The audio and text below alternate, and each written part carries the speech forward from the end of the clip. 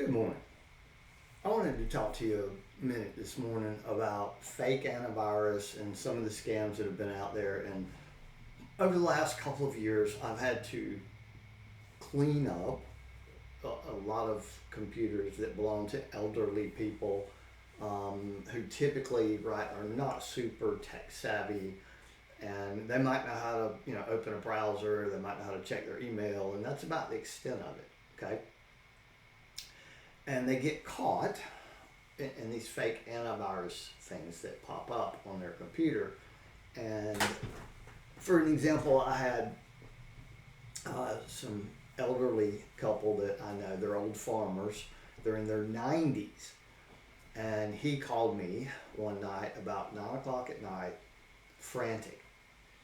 And he's like, "Miss Karen got some kind of virus or something. Can you help me?" And as he walked from the room he was in talking to me, and he, was on the phone, and I could hear it coming through the speakers. "You have a virus. You have a virus. Blaring from the speakers." And she freaked out and didn't know what to do. And I get on the phone with Miss Karen, and I said, "Miss Karen, did you touch anything?" She's like, "No." So I walked her through what to do. And so I just want to give you, quick kind of couple of examples. Here's one. And hers was similar to this, only it had red, flashing lights and all of that. I want her to call a number. And what they do, the scam is they get you to call them, pretending to be, tech support or whatever. And then they basically walk them through enabling a remote desktop, or in this case, remote assistance, right? And then they get into your computer and you're done. Another example may be something like this, where it comes up and pretends to be a Windows message and telling you that, you have some type of virus. Please activate or click right here. And as soon as you click that, you just open the door. And now you're gonna have, they're gonna load you up. So what I always will tell people is when this happens, don't click anything in the screen that you see. Go up here to these three little carrots, click there, and come down to history. And then right here, you just want to click on history. And when this page comes up, we want to come over here to the left to delete browsing data. And then you can go back to the last hour, and then you would delete that data. Once you do this, then you're going to go ahead and close that browser tab, close that tab, and reboot the computer. As long as you haven't clicked anything in that page other than history or the little X at the top. Sometimes I will advise them, just go ahead and close that browser tab and then reopen your browser. If it pops back up, then go through the history and delete the browsing history. Then reboot your computer and then bring everything back up and test it again. So until you actually click something in that page, you've not opened the door. I had one gentleman that he was so proud of himself. He this happened to him, and he got caught, and they did load up his computer, but then he went and he bought the most expensive package from Norton. They sold him everything they had, and he was proud of himself that now he was protected.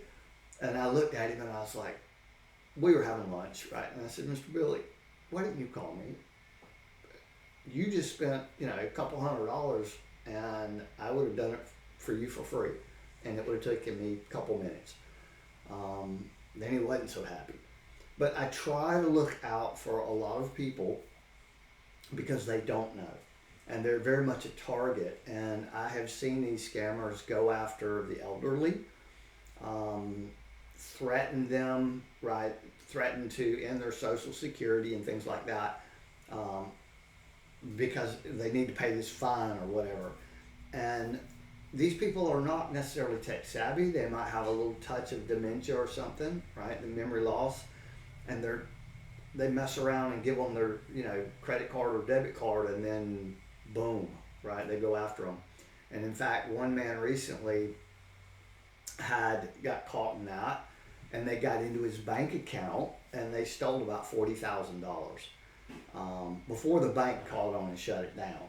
Okay, I had to go in, clean up the computer, make sure everything was removed, talk to the bank, and verify. And they basically told him they wouldn't even turn his account back on for online access until he had a certified technician come in and verify that the computer had been cleaned. And basically, I went in, ran a anti-malware program, cleaned it up, and then I basically just reinstalled the entire operating system. A lot of times when I've had this happen at businesses, I walk in with we had it happen at one business that we look after in IE as a MSP. They got hit with ransomware on Friday night. We caught it as it was happening. And it was kind of funny because they had already locked out the desktops. They got the Active Directory, locked out the desktops, had the message right on the thing, but they had not gotten to the data stores.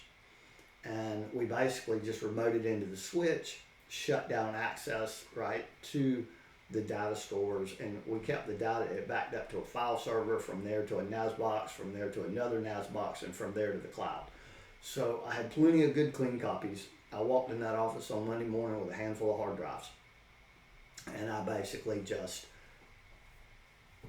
reinstalled everything, right? Rebuilt the system. And a lot of times it's what we have to do, and it's probably the fastest, cleanest way to do it, is to just don't even take a chance, right? There's something hiding somewhere in that hard drive that you missed, or that your antivirus or anti-malware missed. Just start fresh.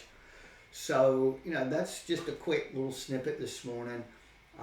If you ever run into this issue, because we're not all tech people, right, here. So there are ways, okay? Just be wise, be smart, and stay safe. All right, peace out.